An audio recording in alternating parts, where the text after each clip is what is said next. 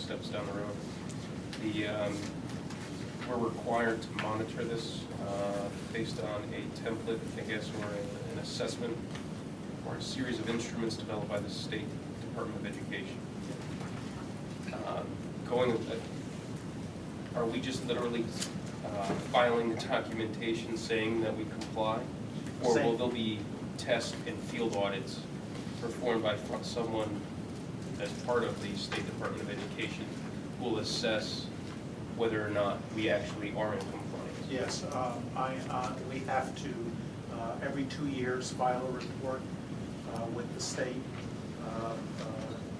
and give detail on how our plan has been implemented, how it's working. We have to keep counts on verified acts of bullying. We have to have logs that show how they were addressed, who addressed them, what was the outcome. So there'll be data that will be required in a report to the state. Just to follow up on that, what are the penalties for non-compliance, or if we're not operating consistently with our plan? Is there a fine? Is there what is the punitive nature? Typically, we undergo in many of our programs, we undergo a compliance review. We're put on notice if we're not following. We're given time to clean it up. What does that mean? I guess I understand that, but exactly. I mean, is there a piece of funding that's turned off? Not to say that we're not going to do that. I just want to understand if a finding is found, what are the consequences? I'm not sure if they've tied it to ECS, but they've hinted that funding that is already available through the state could be compromised. I'm not sure that they've been definitive on that. So we Don't know, but I will say, it's a plan we do want to follow. Absolutely. There's I'm no just trying to question understand what happens. Yeah, we're not. This is in the not event one. that we don't live up to this. This is not one we're going through the motions on, No. because we deal with this on a daily basis, and it does impact kids, whether or not they want to attend school and whether or not they can take advantage of the education we're providing. Right, I'm just trying to understand if someone doesn't report or fails and something happens to a student, and then we're found to not be compliant with the policy or the legislation or the act, what happens if someone doesn't do their job? What's the liability to the school district or the board? Let alone to those families. Not clear at this point. Yes, ma'am. What has concerned me on this, reading this document, is I don't see anywhere where we have a definition, legal definition of what bullying is. Is that by? It's been made very clear in the law, and that's part of the professional development that I've been going out to the buildings and doing. I've done a presentation again to all teachers, all administrators at a summer retreat. On March 13th, I'm going to the Paris. We've had presentations to the bus drivers with a clear definition of what bullying is under the law. And why is that definition not replaced in this? It certainly could be. Certainly could be. I would like to see that definition. That I don't know. I don't That's the disagree. question. I don't disagree. Just to go back on the non-compliance issue, if there's a member who works, or a person who works within our building but is not under our employ, and they fail to intervene or do something, take action, whatever it is, notify, get involved, whatever. Again, what is our liability if there's, I don't know, a bus driver? Because we don't employ them. They're not our employee, but if they're held to our standard and they don't comply, what's the consequence? What is our recourse? What is our liability? It's a personal responsibility, much like reporting child abuse. If you're a mandated reporter and you do not report, I suppose if a teacher or an educator or somebody in the education system is ignoring an observation of bullying going on, and that can be proven, they could be held personally responsible. That's my understanding. So everyone has equal skin. Yes, yeah. Just to go back with the definition of bullying, there's a minimum standard, what will Yes. be defined as bullying. But as we as a board, when we see that definition, could we expand that definition? And have it become more encompassing? Under the law, it's very specific. Bullying, hostile work environment, harassment are real charged words. Right, I understand And that. sometimes overused, all right? We were teasing a little bit earlier tonight about Bill Jocelyn being a bully. Under the definition of a bully, I was not being a bully. But that word is used often. And I think that the state recognized that. They wanted very specific language to define bullying. What does it look like? What is it? When is it occurring? I'd be happy to bring that back and share it with the board and train the board, much as I'm training staff, as to what the definition the state is using. You're asking, can we expand it ourselves for our own use? Well, that would be part of our code of conduct. Whether or not we call it bullying. There's situations where people are mean to each other. Is that necessarily bullying? Right. Doesn't make it right, but isn't necessarily bullying. That's where the state is trying to draw the line in terms of legalities. And that's why I'm trying to get it at a board level of how does this board potentially want to view certain types of conduct which are maybe gray areas as far as not quite within the definition of the state statute, a state definition of bullying, but we as a board may feel that conduct or behavior is just as egregious, and we want that requirement of faculty, everyone in the system to report that behavior just as they would have to report what is defined as bullying. That would go in your code of conduct. Right. But as far as the definition of bullying and as far as the legislation goes, I would really caution you about changing the state, the legal wording of what bullying is. I'm not saying we would diminish it in any way. Diminish it or change it. If you enhance or change it, if we can, in our code of conduct, we can hold people to a higher standard, but as far as the bullying, as far as the bullying end of it, that's right. Yeah, I would do it. Just something for Mr. Jocelyn to do a little research on. I'll look at it. Thank you. As far as the report's concerned, reporting to the state, we're using the state standard. Yes, we are. Okay. Yeah. Yes. And we will be audited on that. All right. You'll see it again for a vote, but tonight is just a read. Okay, 6.3, RFP for THS backstop. Pointing to you. Sure. This was brought to your attention a couple Board of Ed meetings ago. Our current backstop at the baseball field at the high school was destroyed by the storm in October. We put the backstop out to bid. We received three bidders ranging from $18,000 to $40,000, as you can see. The recommendation from administration as well as the budget committee was to award it to Winterberry Fence for $18,000 for the removal and replacement of the backstop. And if it does get approved tonight, we do have to move on this very quickly for the start of this baseball season.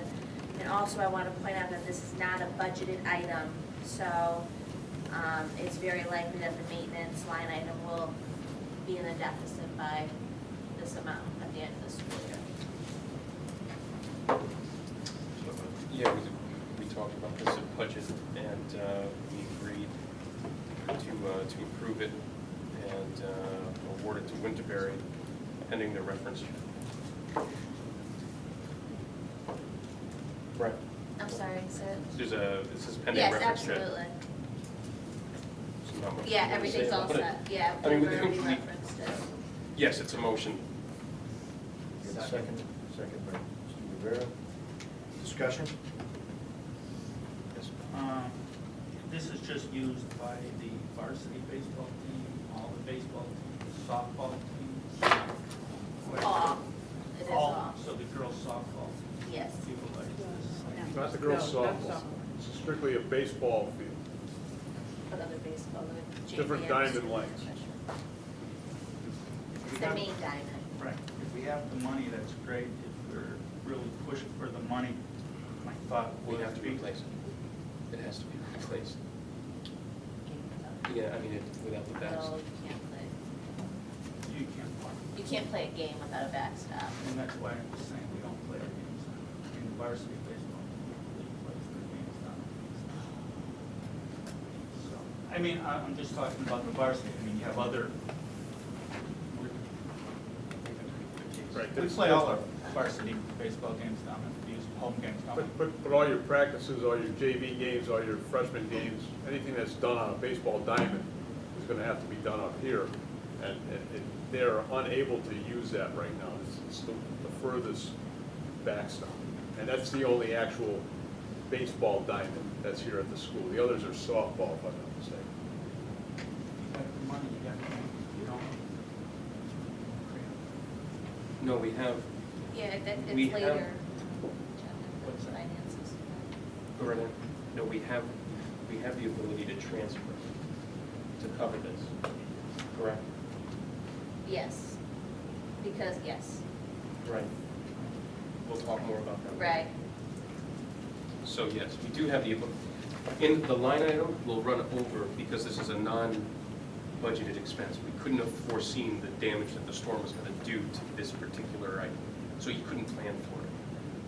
Now, it's also not covered by FEMA or insurance because of our deductible, so we have to pay this. That's all. Are there any other questions on this? Danielle, I have one question. Did we look at the athletic director's fund for the possible coverage of this, or is it just going straight to the budget? We did not look at the athletic, the student activity. Yeah. No, we didn't. Does the AD fund have enough money? to- Off the top of my head, $18,000 worth, no, but there is money in there. I was just curious, that's used for equipment replacements? Yep. and Yep. health plans. All those in favor? Are you changing your motion? Well, no, it's a good idea to go, I didn't think of it. Looking at the other idea. Well, we haven't determined how we're gonna fund this yet. We're just saying we're going to fund it. The way we do a transfer. Yes. Correct? Yes. Back to the vote. All those in favor of fixing the backstop in Winterberry? Unanimous.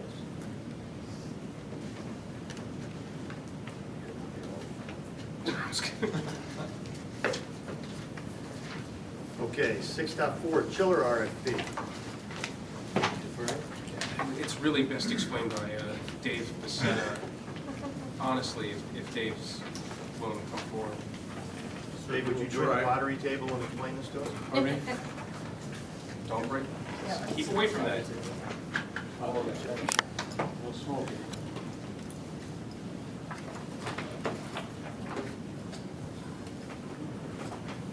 I can tell you why it makes sense, however, keep it very explainable.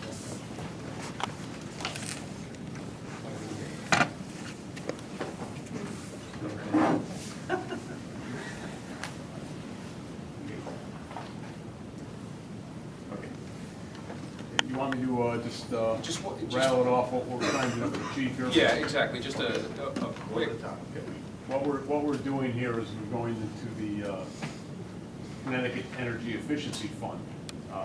We've looked into this, I'll say, Mr. Tebow was a prime factor in helping find these funds. What this is a chiller replacement up at the Torrington Middle School. We've also tried to incorporate a lighting upgrade for the entire school, including the parking lot exterior lighting and whatnot. By going to the CEDF, they've come back to us, and they've given us a few proposals on how we're going to be able to upgrade that chiller the most energy efficient way, because we've had a background with the air conditioning and whatnot at Torrington Middle School. So trying to realize those problems, we've asked this group here to come back and give us a better engineering and overview of the problem. And also, once again, incorporate the lighting into the capital plan that we have. There was an opportunity to put just the chillers out for bid. When they came back, they came back with pricing, but what we were getting, we were just getting a chiller for that. With this program, we're getting the chiller, the lighting package for a fee that is equal to the same number that would be just for just getting the chiller. So that's it in a nutshell. I can answer other questions. What we're trying to do here also is the chillers that this group is proposing is a pair of 200-ton chillers that would give us the opportunity, if one did happen to break down, it would also make the school still operational. We could run on one if we had to. We could limp through it. And one thing I do want to say about this program is this, as a facilities director, this is really the way that we're going to have to start looking in the future. There's not a whole lot of places where I can cut budget any longer. I mean, we're at minimums as far as staffing, what our minimums are as far as maintenance budget and whatnot. This is an opportunity to look outside that, see where we can save some money on utilities. This is really the only place we're going to be able to save monies, and this is a big step forward in getting that done. So that's part of my To explain what you're actually looking at though, what we did was, we did two things. We put an RFP out for a chiller, and then there was an energy efficiency study done. The first two columns, option 1 and option 2, came directly from the chiller bid, which Dave was explaining would just be replacing the chiller that we have currently. Then the next option was from the energy efficiency study, option 3, for the same thing that we have now. And then option 4 and 5, 4 being the chiller, 5 being the lighting, was what the committee, we brought in NextGen, this energy efficiency study company. We brought them in, interviewed them with a couple of board members and administration, and it was the recommendation from that committee as well as from budget committee to combine option 4 and 5 to get the best bang for our buck, so to speak, which is option 6 below. By doing it together, the comprehensive program is what this company foresees us receiving as a rebate and incentive. The comprehensive maximum would be just what it says, the maximum that we can receive as from the incentive coming back to us. It's about an 8-week turnover time to file all the paperwork, get all that in progress, which NextGen will do for us, so we won't have firm numbers for another 7-8 weeks. But NextGen believes the numbers they're giving are good estimates for where we'll end up. We have $600,000 budgeted in the capital budget this year for this project. So as long as all the incentives come through, we will be within budget. I think there's a number of other things that we talked about, but by going this route, we're able to get a realized payback on the investment that we're making in much more high highly efficient pieces of equipment. Taking advantage of the lighting, for example, gives us the ability to realize that savings much, much sooner. If we were looking at just the chiller replacement, we're looking at a 20-year payback versus the option that we're looking at now by combining options, or taking advantage of what's called the option 6 in front of us. We're looking at roughly between a 7 and a 6-year payback, which again is all monies that flow through to other budget years. So we're being environmentally and fiscally responsible in doing this and taking advantage of funding that is available to us, which if we were to fully qualify based on the baseline study that they're going to do, this project would come in far under budget if we get the maximum allowable 50%. It's 50%, correct. I don't know if it's a rebate or an incentive. It's an incentive. It's an incentive, so you would take the cost of something either coming in at what we had allocated for with a quicker payback, or we would be $150,000, $200,000 under budget for this, also with a payback in 5.5 years. So it's a responsible thing to do.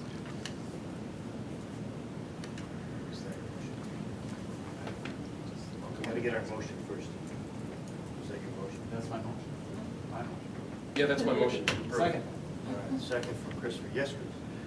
I just want to be clear, the incentive is coming from the utility payments that we've already made, so this is a chance to actually recoup some funds that we've Exactly. spent. Right, This yes. is a program that we all pay, every municipality, every citizen pays for it. You know, we've never tapped into this before, so our option to get a good incentive is there. It is a return of funds that all the districts have paid into. Yes.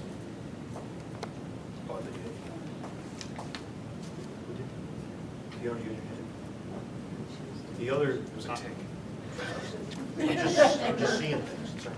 The other advantage to this was approximately an $80,000 a year savings in utility expenses in middle school. It's an estimated $79.9 that we would save in kilowatts and CCFs of gas being used. Can I just make one comment to that, just for the record? Because this will, if by saying that, this will come up next month when we look at budget. We have not been operating the chillers to its full capacity for the past 2-3 years. About two complete years. I think. Okay, because of that, we haven't been running them, which we haven't been using electricity.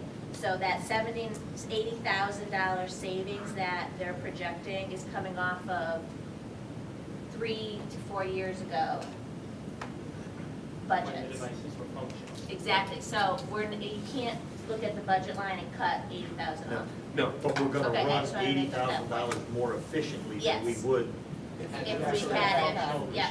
and Yeah. have the building running where it's supposed to be running. but they're, With moisture contents, instead of heating a chiller, we're gonna run. Right. yeah, it's kind of, Without having to reheat, and, you know, RH levels should be there relatively good. All those in favor? Opposed? Unanimous? Thank you. You're welcome. 6.5, January financials.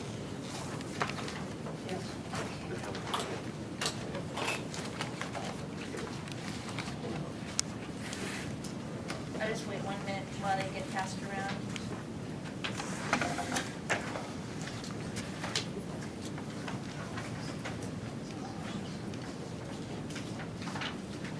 Okay, we're projecting our year-end balance to be about 90,000 as of January 31st. We're looking very good this year.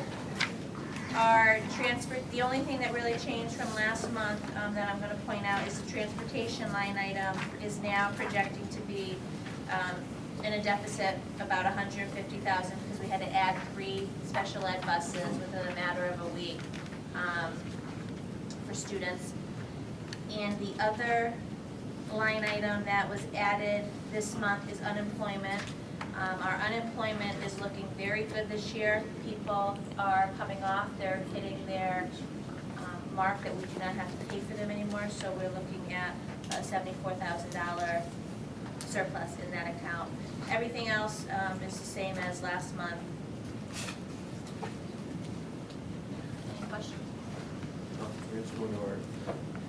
got a motion over here from the budget chair. Yeah, I'm gonna make a motion to approve.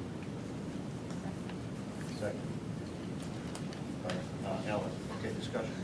Andrew? I want to explain again why legal is going to be over 35,000.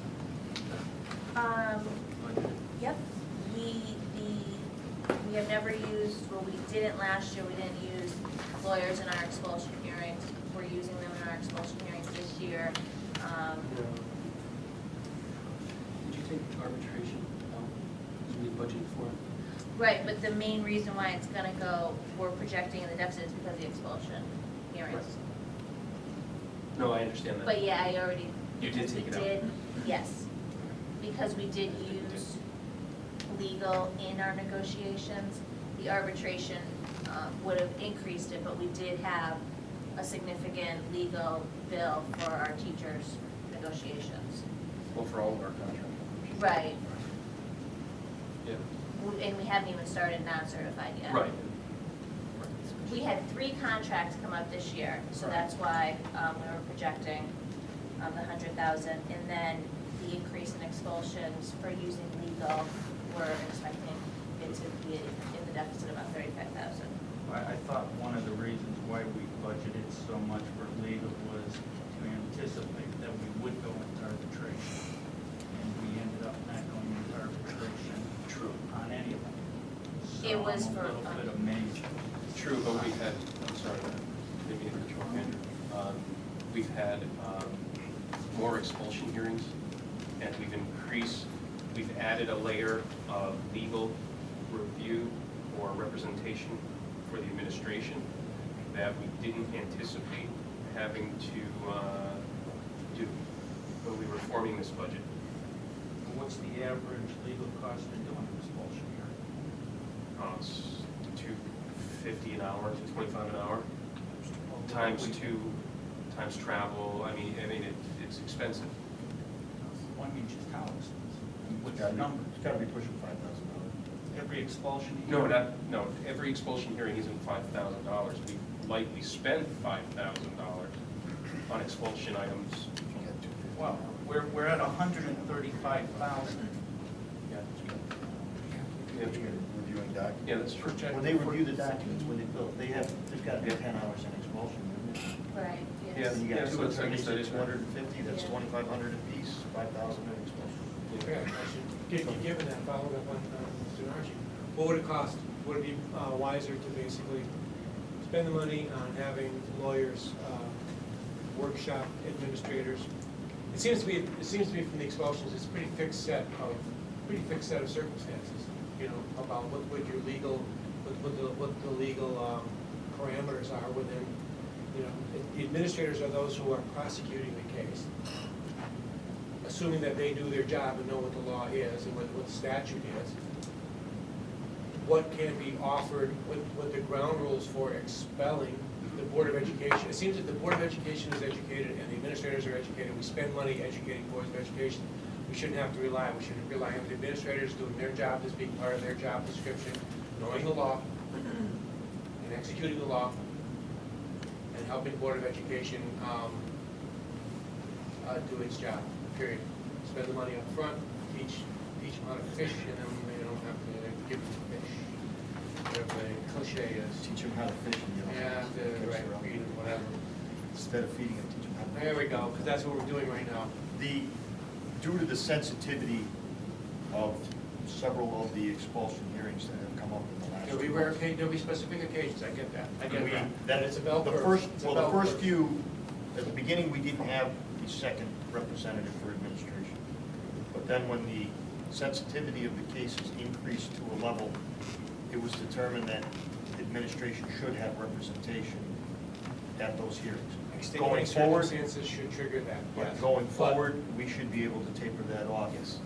You know, in- unless in we the fight continue in with the these- cafeteria, we have an expulsion hearing, I don't know why we have to pay thousands of dollars for an attorney. In that Some of these- situation, Some of these we would have. situations that we've sat on, quite honestly, we've seen more exceptions than the rule.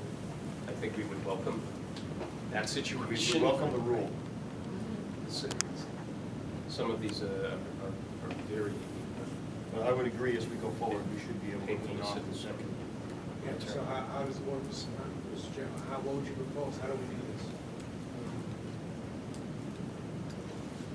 You know what I'm saying? Let's put it, let's put this on, this is not the school pool, it's not, is it policy? No. What do we, like, maybe, Fortunately, it's, we bring this out to And the it- board? what's that?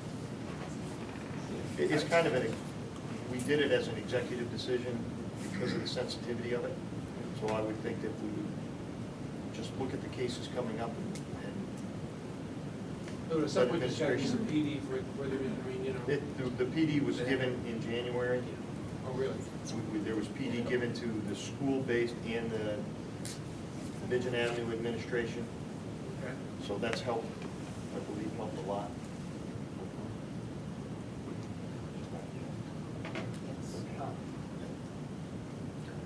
Sit, Bob, go ahead. So on a case-by-case basis, does administration make a recommendation to the board that, yes, we don't need a lawyer, yes, we do need a lawyer? I would like to have that option because, given the basis for the expulsions, Ed Law 101 is not going to cover what we need to know. Because at some of these expulsions, we've moved forward with written expulsion, suspending the child to move towards expulsion. And we could have, if they came in with their own attorney, so far families have not brought their attorneys. We could be on the wrong side of expelling a student, given the Yeah, but nature. isn't it possible, within the context of an expulsion hearing, if you find the administration does not have an attorney present, you find that you're at a point at which you are confused, you simply continue the expulsion hearing to a later date. And then at that point, see Can you bring in counsel. an attorney You then? do have that option. Well, yeah, it's cheaper, we're trying to save money, we're Right. trying to save a lot of money. Yeah, The night, Well, moving forward, we can have the administration contact us based on the nature of whether they feel they need it. They we can't tell can us. work Yeah, with see, an and that's the other attorney thing so too. that we offer a stipulation at the beginning of the expulsion hearing, and the hearing is done right then and there. That could save us 2 hours. We have always worked with the attorney to create a stipulation. It's up to the board to accept if they want the stipulation, and then it's ended and done because the administration has made that suggestion. And that will save us money. We won't have to go through the 2 hours of presenting, If the board deciding. doesn't accept the stipulation on the hearing that I was involved in, we went through the hearing, I don't know why we needed to have the attorney sitting there for the whole time, quite frankly. Because they presented the case, and we could have ended it right with the stipulation. Right, but the board didn't approve the stipulation, they thought it was wrongly worded and inappropriate for the situation. But 2 hours later, we came to the same decision that this was in the stipulation. No, it was not, quite frankly, no, it was not, it was quite a bit significantly different, I disagree. significantly different. Well, That's- Oh, it was significantly different. We'll have to leave it up to administration based on the sensitivity of the case. If they feel they can progress without it, then we can move forward without it. You have to be careful too, because they can't share with us because we're supposed to be that impartial hearing panel. Understood. Yeah, just, so we couldn't say, this one really needs it, this one really, we don't know how severe it is. We're supposed to go in knowing nothing. So, oh yeah, absolutely. Absolutely. So, we do, I would, I have a question just on, because their due process here, can we decide this one's gonna have an attorney, this one's not gonna have an attorney? I guess I would like more clarification. The administration, the board always has an attorney. The administration used to have an attorney. It was eliminated under a past superintendent who felt comfortable with the caseload that he had, that he could present the cases with.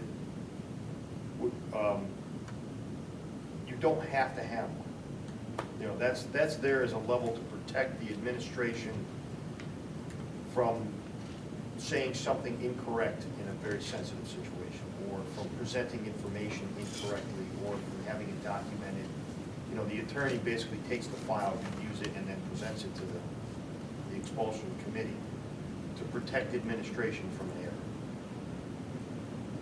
But the case is more as complex, Yes. more as cases, sensitive. the cases recently have been very as sensitive. what we've recently been.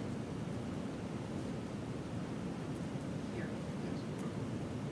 Did I answer your question? But I just think, you know, the liability we have on all sides of these, I think many of the ones getting the correct advice in these situations. That's true. We could face are pretty steep. Yeah. And a lot of times things come up in the expulsions that no one can expect is gonna happen.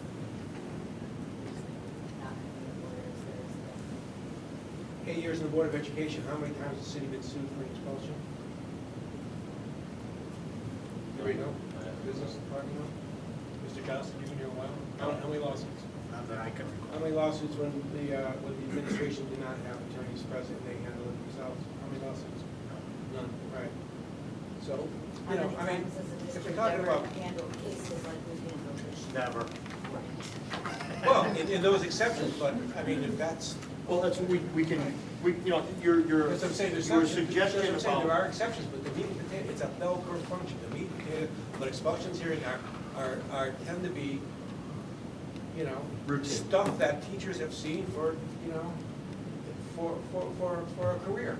You know? well, your suggestion is, you know, it's duly noted, we'll instruct administration to weigh heavily on the severity or the height, the sensitivity of the case.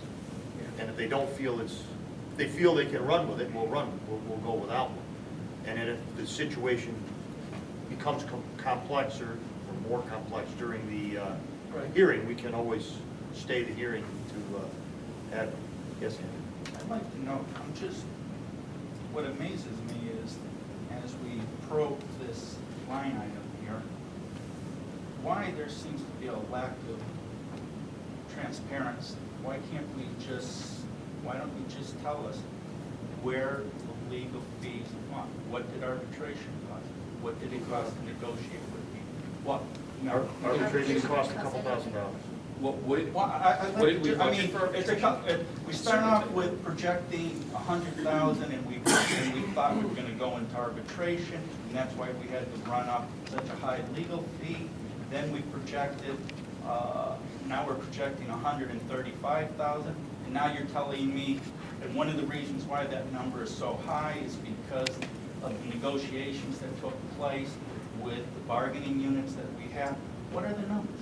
What's the problem just presenting it to us?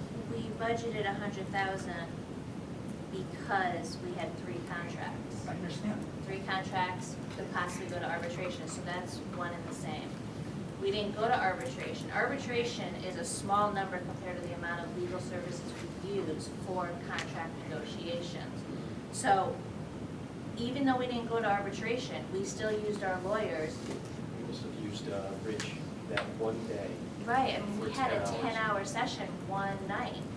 And then, I mean, we're still using him to confirm the contract, because he writes the actual contract. We haven't even gone into non-certified negotiations yet. If you'd like to see the legal bills, we'd be Yeah, happy I to can provide see them. that. It's not Yeah, that, it's not that I'm- anyone's trying to be I mean, less than forthcoming. I'm shocked that the newspaper reporters aren't looking into these numbers and printing just what legal bills we incurred over the year. Do you feel that we're doing something that's in below Well, reproach? I just can't understand why we just can't Come break to a them meeting. down. You know what I Come to a mean? meeting. We know that there's Come an to a meeting. $18,000 expense to fix a fence. Absolutely. Why can't we know what the legal Because the fees fence are to isn't there by the hour. negotiate with the TEA? Because The fence isn't there by the hour. Well, to answer And your, then we It's should not a know what these personnel issue. attorneys, how these attorneys are working, because we went through Andrew, this you're whole an attorney. process. You know how I you understand bill, that. how you bill. And that's why we went through a whole process of trying to figure out if we wanted in-house counsel or if we wanted There to is, even if go we, outside. I'm not gonna do argue you this want to point. take all these other items? I mean, you're looking for a forensic audit on that item. That's the technical term for it. Okay. Be happy to give it to them. And again, you should be familiar with that term. Do you want to do that on every one of these items on this page, or No, you it's just want to pick the one? It's just this one item that is the concern. So just ask for more information on that item, and we'll Well, give I it to you. just don't know why. We're not going to print every item. I mean, we've got We're not gonna give we've you a got receipt on everything. $500,000 worth of subs. We're not going to list Yeah, every I'm sub. not asking for that. Well, but you're saying why we didn't do that on this one particular item. We didn't do it on any of the items. If you want the information, just ask. Don't accuse us of asking not. you- I'm No, asking you're you right accusing us now. of not giving it to you. You need to just ask for the information, and Danielle will forward it to you. And I'm asking you right now at a public forum just to tell us these numbers. But you Well, want if you specific, don't exact know numbers. the We don't have numbers the now, books in then front of us. Present them at the next board. It's not like we have a check register in front of us, Andrew. That's You've fine. got a business manager. She doesn't have the check register in front of her. I mean, it's It's just, all in her head. you think that within a $65 $65 million budget, she knows every bill to every customer, I mean, every Danielle person. knows. Mr. Danielle, Chairman, you're a I think heck of a it's person. I think we're losing sight of the forest for the trees here. With all due respect, Mr. Nargi, I think the original intent here was, as always, I think everybody, all 10 of us are sitting around scratching our heads about where we're gonna save money. We're broke. We've got no more money. So we're starting to look at and identify those areas which not necessarily over the last 3 months or 6 months, but historically over the last 4 or 5 years. Older board members who've been on have looked at ballooning costs. And one area that we're asking is how can we trim legal costs within the district? Is it possible? That's the question. Doesn't need to be heated or pointed or finger pointing. We're all on the same page here, you know, which goes to my questioning of how we can do it as a matter of practice better, which goes to his question about, you know, what were these costs? And I think if we get back onto the main topic, which is there some way, what can we do as a board to trim legal costs and contain legal costs? That's what we should be looking at, and I think that's the purpose of what approving or disapproving, accepting this is about. So I think we've got some recommendations on the table, and I think let's continue the discussion on that level. Yes, Ellen? But I think legal costs in this instance, it's just such a variable because of the sensitivity of what's been happening in the district. So, and I know, And I do get that, Ellen. My question was coming from, not this administration and not these people. I will categorically say not this administration, these people. But I have been on this board long enough to have seen other administrators go to attorneys like they were M&Ms, okay? With absolutely no accountability for what that cost was and no recognition of the fact that there may not be necessary, okay? It was used as a crutch for their own lack of, for their own lack of doing their homework to research what was necessary to know. And on many, many occasions, I felt that those administrators should have known the law and been responsible for knowing the law and making their decisions based on that knowledge, and it wasn't. And in spite of that, they paid top dollar for lawyers constantly. Nobody in my area of work, I don't carry a crutch around in my area of work. I'm expected to know what I need to know, and that's what I paid for. I understand. And we addressed your concern by saying that the administration will weigh out the cases and try to reduce them. Right, and anyone who wants to know any of the details of any of these can always just ask for the information and Danielle will get the specifics. Can I just say one thing? The use of legal counsel hasn't just been for our expulsion hearings. It's also when we're dealing with special education hearings, Understood?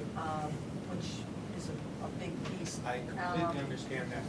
And there's just day-to-day work that with Mr. Joslin's work that we make decisions that are gonna impact children or people's lives, that if, you know, we don't wanna wind up with a bigger litigation than based on the decisions we're making.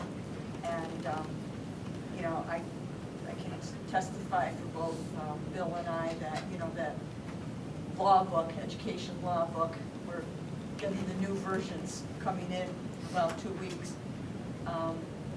There's just so much in there, and it can be interpreted in many ways, and probably to be an administrator in a school nowadays would be a good thing to have your law degree. Just to make, I'm sorry, Sharon. No, I just, it's, you know. Mr. Chairman, as wonderful a topic as the legal services are, out of a budgetary item that has 14 items on it, is the 4th lowest item. I mean, you've got 10 other items that go up to $25 million. We're talking about a $135,000 item the last 10 minutes. Is it possible that we can move this ahead to a vote? Yep. Just motion to receive with his point of order. It's a motion to receive. Or just voting to receive. Yeah. All those in favor of receiving the January financial statements? Opposed? 6.6, early retirement.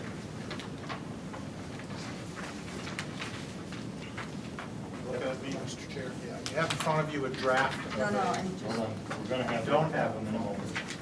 He will shortly.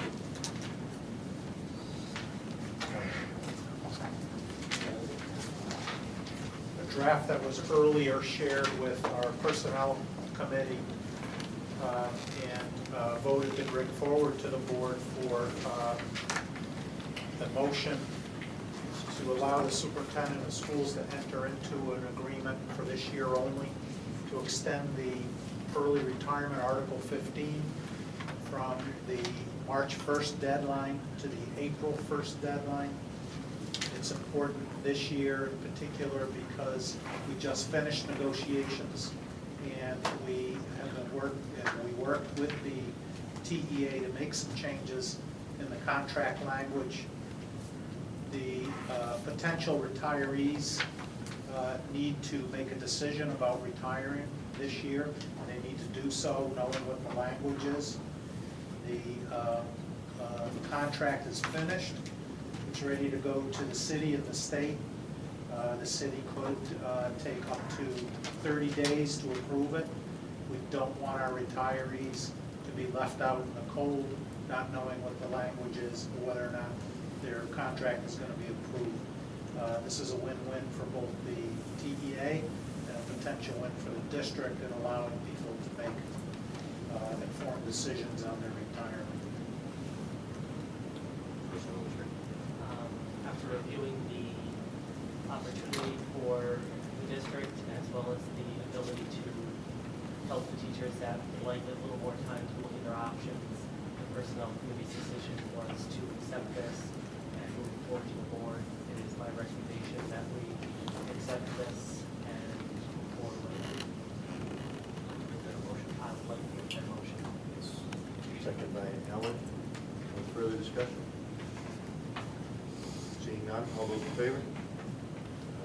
Okay, unanimous. Okay, that moves us to 7, the executive session. A motion by David, second by Daniel. All those in favor? On to executive session.